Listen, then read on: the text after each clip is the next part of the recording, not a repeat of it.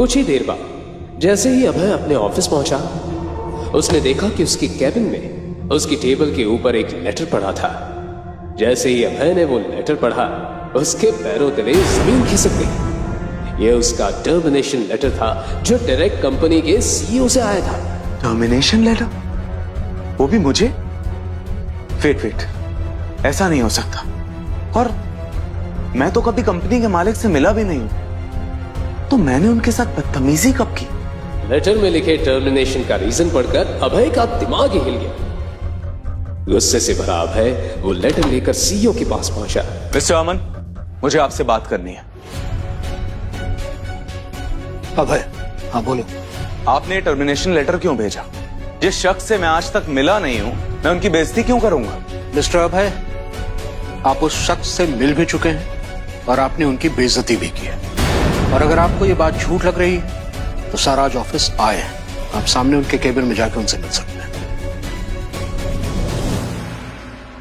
ये बोलकर जैसे ही अभय कंपनी के ओनर के कैबिन में गया, सर, मैं आए?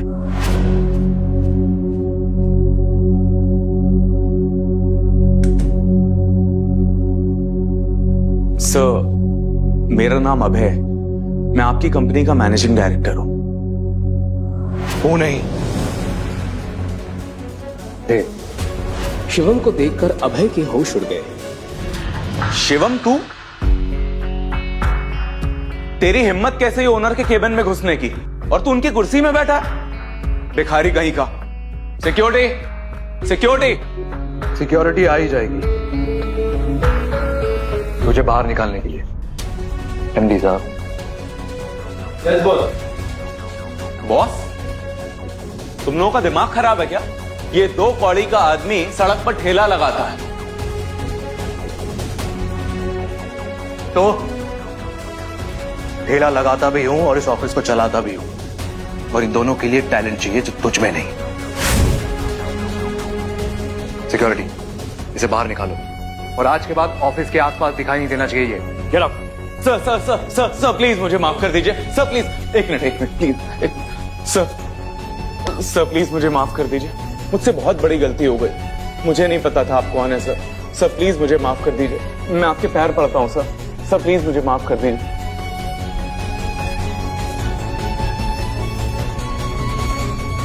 इंसान की पहचान उसकी औकात से होती है। यही कहा था ना तूने मेरी बीवी को। अब ये ठेले वाला ही तुम्हारा पति है और यही तुम्हारी औकात है। कैसे माफ कर तुझे?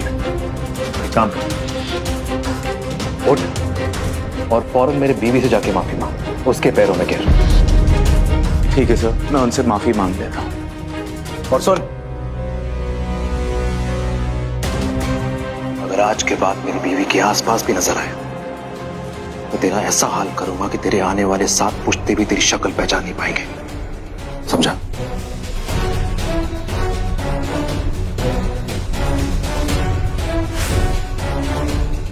और हाँ, एक और बात,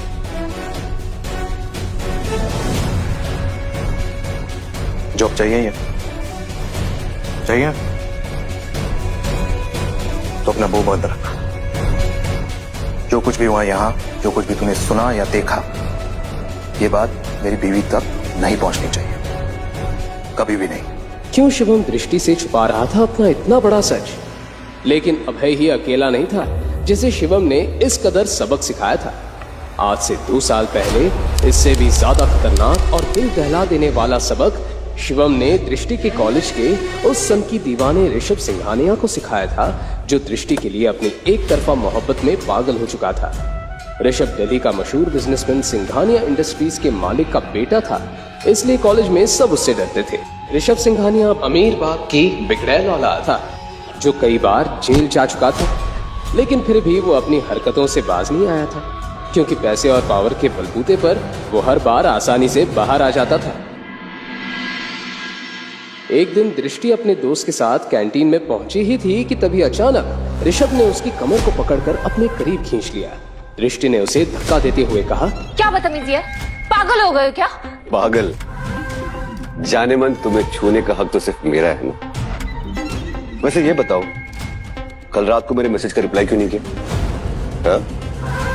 तुम्हें पता है ना कितनी फिक्र होती है मुझे तुम्हारी। फिकर माय फुट, तुम्हें समझ में नहीं आता। मैं तुमसे प्यार नहीं करती हूँ, मैं सिर्फ और सिर्फ अभय से प्यार करती हूँ।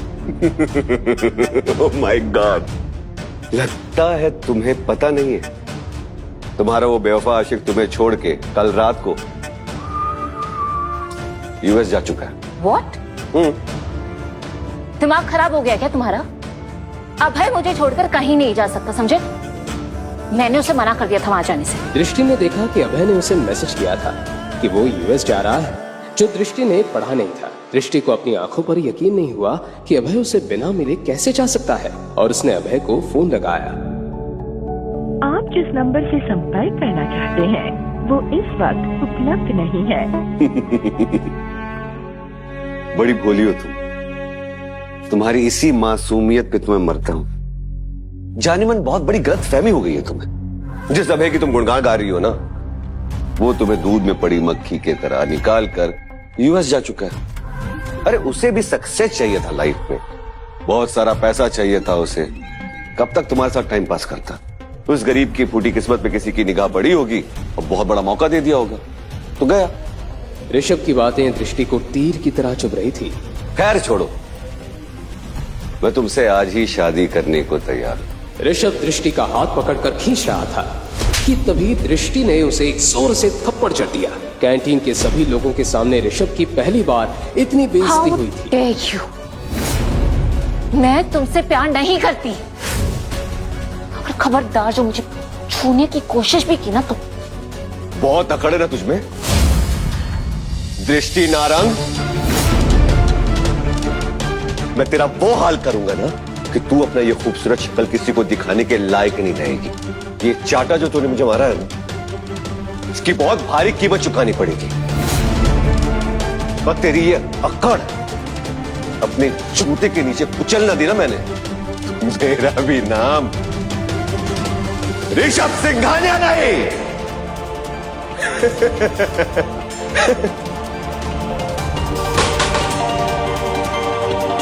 कैंटीन में सन्नाटा फैल गया था, क्योंकि वहां मौजूद हर शख्स ये जानता था कि ऋषभ अब शांत बैठने वाला नहीं था।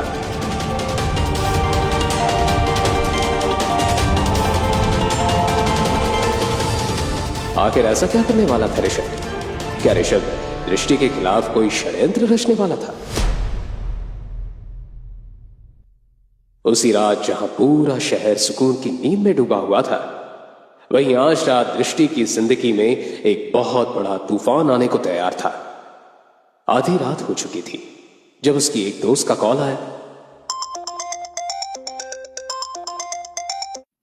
हेलो दृष्टि, तूने वो कॉलेज का व्हाट्सएप ग्रुप चेक किया?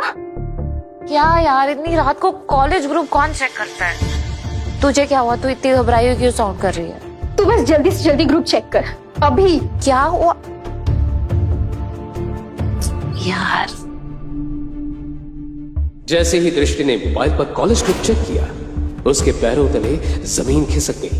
ऋषभ ने दृष्टि का एक वीडियो कॉलेज ग्रुप में, यहां तक कि पूरे सोशल मीडिया में वायरल कर दिया था, और हर जगह बस दृष्टि के ही वीडियो की बात हो रही थी। और ये देख दृष्टि की जैसे हार्ट बीट ही रुक गई। ये वीडियो किसने? ऋषभ। इससे पहले कि दृष्टि ऋषभ को कॉल करती, उसे जोर से चिल्लाने की आवाज आई। दृष्टि, वाह, दृष्टि, क्या ये क्या है? ब्रेकिंग न्यूज, दिल्ली की फेमस नारंग की बेटी का एक वीडियो इंटरनेट पर जमकर वायरल हो रहा है। जी हाँ, लोग इसे देखकर हैरान हैं और लगातार इस वीडियो को शेयर भी कर रहे हैं। आखिर क्या करेगी नारंग फैमिली इसके बाद? जानने के लिए हमारे साथ बने रहिए और देखते रहिए लेटेस्ट न्यूज।